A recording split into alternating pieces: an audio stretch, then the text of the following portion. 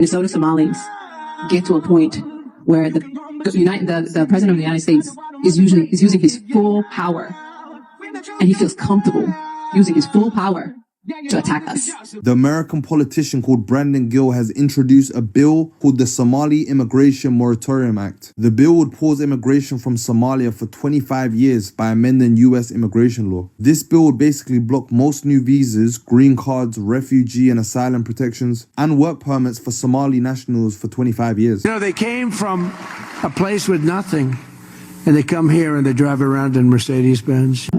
Welcome to Galmudug, state of Somalia. This guy seems to believe that the Somalian government claimed some land in Minnesota and it's theirs to govern now. This meeting's in Minneapolis, Minnesota, at the Safari restaurant, which is associated with the Feeding Our Future scam. The restaurant claimed to serve more than 3.9 million meals to children in a 19-month span, even using Congresswoman Ilhan Omar in a promotional video in an alleged attempt to show legitimacy. Hello brothers and sisters, my name is John and this is John's Unfiltered Commentaries. So guys, today we are looking at these videos that are trending online about the Somalis, and they came in and wanted to make Somalia in the United States, and that is something that pissed off the Black Americans, and because they have the right to be, because they have contributed in the building and the making of America. And the question they have been asking Somalis is, why are you trying to create the city, your country, here in America, where else it is the place that you have fled from? So, and the opinions have been that they should instead make Somalia, the literary Somalia, a better place for them to live. And but they did not listen, and instead they went on to, refuse to assimilate with the American culture and build their self-Somali states in the Minnesota. But now, guys, the bitter truth is that they are now fleeing, or they are being sent back to the places that they refused to build, and now they are crying and wailing because they want to come back to America, which they feel is their comfort zone. So guys, there are people that have come out to talk about this, and they have made videos, and those are the videos that I want us to watch, and then I will come back with a deeper commentary and a deeper dive into this whole topic. If you have not subscribed to the channel, please consider subscribing today, and also check out on the more ways you can be of support to this channel. Also, Khalif Mahmoud Farhiya is my leader. We'll lead this country together. When I say now, she became state representative Galmudug. I want you to understand what this guy's saying. He's saying that Farhiya Khalif is his leader. He is a member of the Galmudug state, not a U.S. citizen. He's a Galmudug state citizen in Minneapolis. Farhiya Khalif is his government leader. This is the definition of an insurrection. She was appointed as the governor of the Galmudug state of North America, and this is the celebration that they had, and everybody was like, yeah, Somalia. Welcome to Galmudug, state of Somalia. We all together on this one. We've been living here for long. We're going to lead this country together. When I say together, means me and you and us, inshallah. The fact that a community with a combined IQ of about 63 was able to finesse the United States government out of tens of billions of dollars with no oversight or accountability is insane to me, because I can't even go tax exempt all year without the threat of fucking the IRS coming in, getting me and locking me up and seizing all my assets. Like, what are we paying taxes for? I guarantee you that about 90% of our debt is fraud. It's enriching others. And we are literally the purse and the slaves of the fucking world. And none of our politicians care, because they're in on it too. No, you know who needs these Somalis to be in the United States? People in Somalia. Because in 2023, remittances to Somalia alone totaled $1.7 billion, which is more than the entire Somali government budget. Here's a harsh and sad reality. When you have a Minnesota governor and a Minneapolis mayor simping for Somalia instead of simping for American citizens, there's no hope for that state. That state is gone. You might as well say that the United States only has 49 states because it's no longer governed for the benefit of Americans. It has not been taken over by Somalis. Anytime any residents of that particular state is residing in a state that they feel no longer protects them as citizens, as residents of that state, all hope is gone. They might as well just pack it up and try and look for other states that are going to accept them.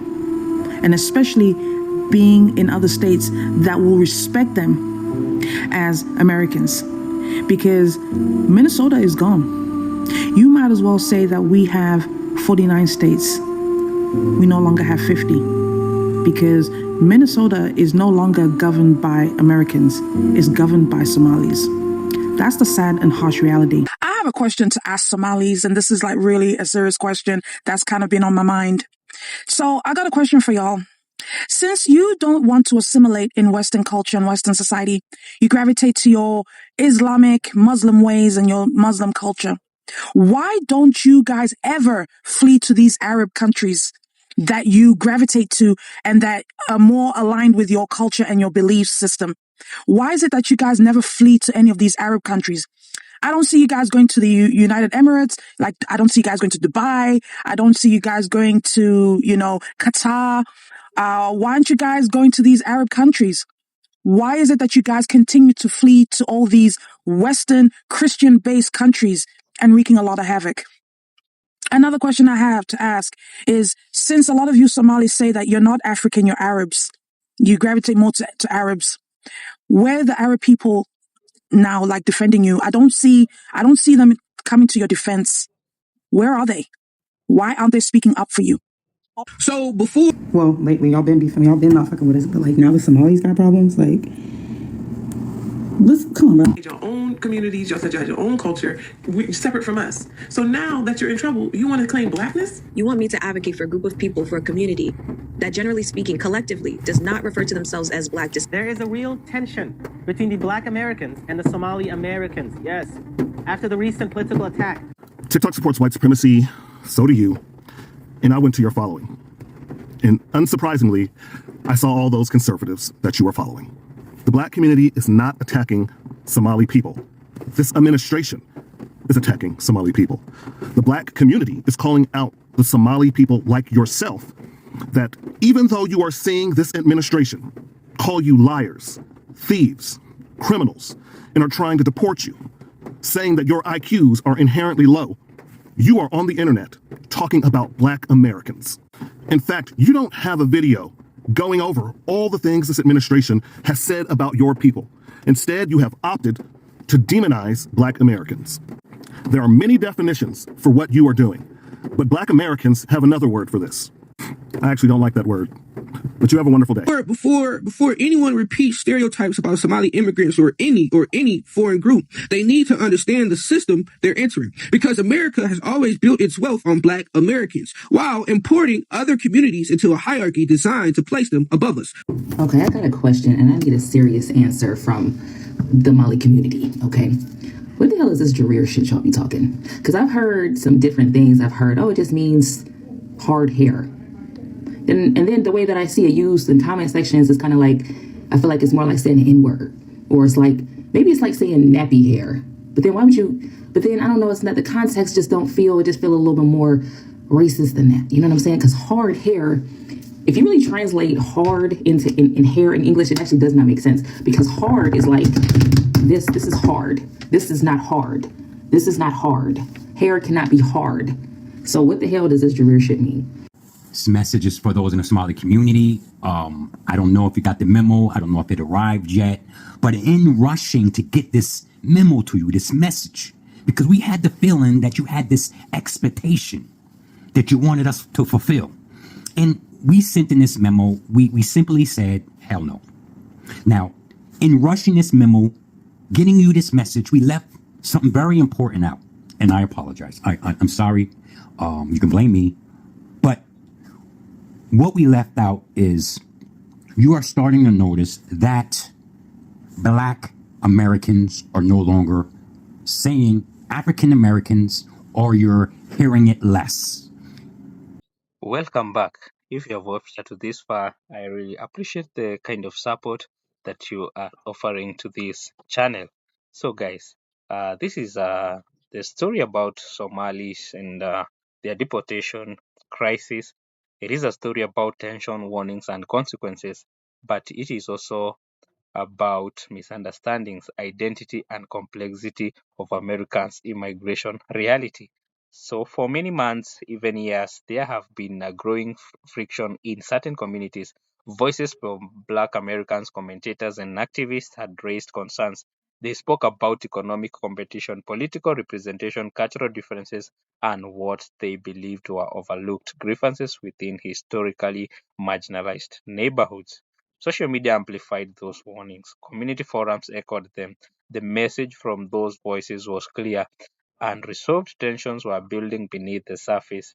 And at the same time, Somali migrants, many of whom came to the United States seeking refuge from civil war and instability, were building businesses, forming tight knit communities, and participating in local politics. For many Somali families, America represented safety and opportunity. And for others in surrounding communities, their rapid growth and organization sparked debate about resources, power, and belonging. And warnings turned into arguments. Arguments turned into political pressure. Then came the enforcement. After repeated notices and legal directives tied to immigration compliance issues, including visa violation, asylum denials, or criminal convictions in specific cases, federal authorities moved forward with deportations. And for families affected, the movement was devastating. Sudden departures, court rulings, appeals denied, and community protests, tears at airports, and uncertainty about what awaits back in a country many left as children. Supporters of the deportations argue that this was about law and order, that warnings had been issued and legal processes followed. And guys, we know that this came in from many revealed cases of empty daycare frauds. And guys, critics also argued that immigration enforcement often hits vulnerable community hardest and that deportation rarely tells the full story of a person's life or contribution. But beneath the headlines, guys, something deeper was exposed: a fragile relationship between immigrant communities and long established Black Americans, two groups whose histories intersect through struggle, discrimination, and the pursuit of opportunity, yet whose experiences are not identical.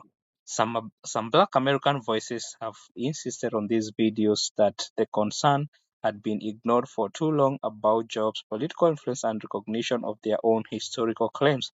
Others rejected the idea that immigrants should be blamed for systemic inequality, pointing instead to broader structural issues. So, guys, what I conclude with is that deportation is never just a policy, it is a human event, it is a political signal, it is a reflection of national debates about identity, belonging, and law. So, guys, let's meet in my next episode.